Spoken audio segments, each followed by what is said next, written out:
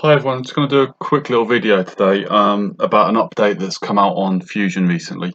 The biggest thing is that they're limiting down what people can and can't do when they're using a free version. And the one that's popped up recently that a lot of people might be or might not be aware of is up the top here.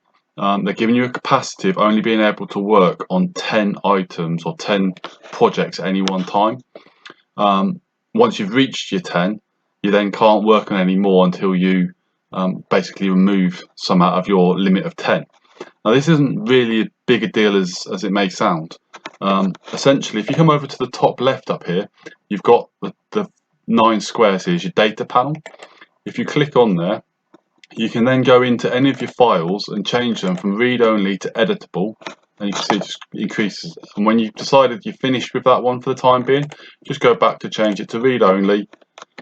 It pops up to warn you that it's only becoming read-only. Click mark read-only, and then it removes it back out of your 10. So it's not as big of a showstopper as many people think, but it is something there to be aware of. For those of you that aren't aware or haven't become aware of it, all your files, when you save them, they're saved not on your computer, but they're saved on Fusion or on Fusion's cloud-based servers.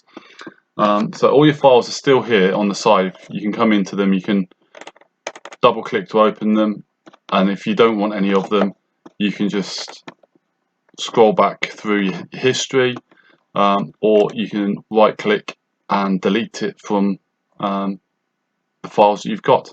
So you can control your files all within this data panel on the side here. And as I say, you've got this read only and editable within there that you can go and change as and when you need it.